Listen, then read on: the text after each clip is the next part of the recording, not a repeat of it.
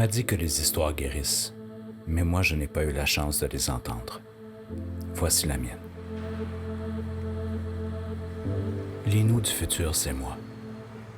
Vivant dans un espace-temps paradoxal entre le présent et le futur dans mon Uchimite numérique. Je fais partie de cette génération d'Autochtones ayant toujours vécu en ville.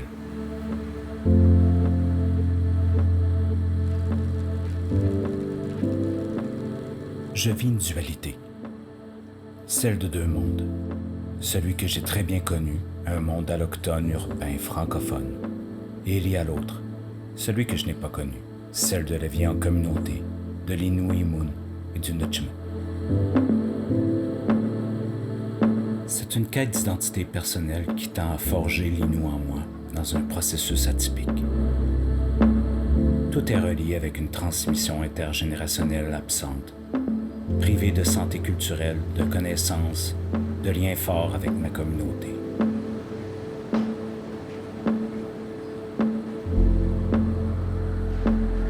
Est-ce que j'ai droit seulement à une validation par une simple carte émise par ceux qui nous ont colonisés?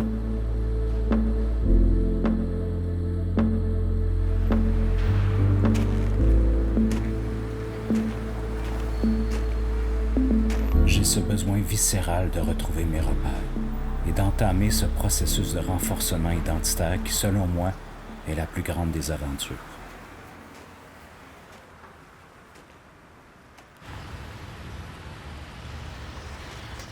Je me remémore souvent de Ghislain, mon père, cet homme de peu de mots qui avait cette capacité subtile de me parler de son territoire, là où il allait pêcher et chasser. Malheureusement, il a eu ses propres souffrances et il ne m'a pas transmis sa vision de sa culture, lui-même n'ayant pas eu également cette transmission de son père décédé lorsqu'il avait 4 ans.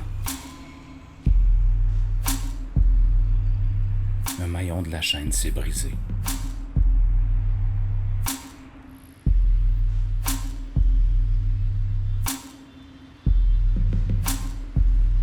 Mon ressourcement et l'amour du territoire, je les retrouve en nature lorsque j'entre en relation avec les éléments naturels.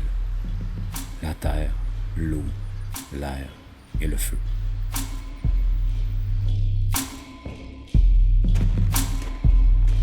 Je m'imagine souvent face à une rivière, cet élément fort qui m'attire, cet état de conscience indescriptible. Lorsque j'y plonge, je suis porté à nager à contre-courant, comme si je voulais remonter le temps pour en connaître plus sur mes ancêtres. Mais parfois, la meilleure façon d'avancer, c'est de se laisser aller et d'être en symbiose avec elle.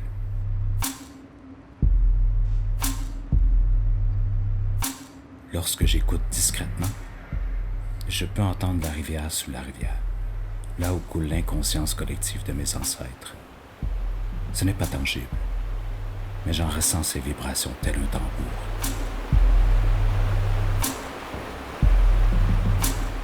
C'est alors que je ferme doucement les yeux et que je me laisse porter par elle. Je me sens bien, à ma place. Et c'est là, à cet instant, que mes doutes s'apaisent et que je me laisse guider. L'Innu du futur ne peut pas savoir où il va s'il ne sait pas d'où il vient. Et je sais que je dois faire un deuil sur une partie de moi qui n'est pas complète. Mais le plus beau dans cette aventure, c'est que j'ai ce feu sacré en moi de me réapproprier ma culture. C'est le projet d'une vie, de ma vie.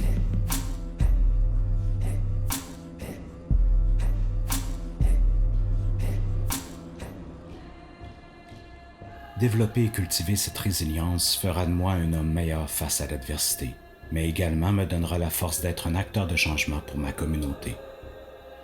Et que dire de l'Innu-Imun, les assises de la culture? Cette langue si belle, si colorée et imagée. Je sais qu'un jour je la parlerai.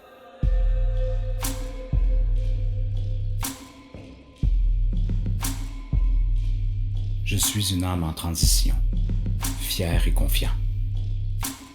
Je suis ni en retard, ni en avance. Je suis là où je suis supposé être, comme si plus rien n'existait. Moi, la rivière et sous la rivière.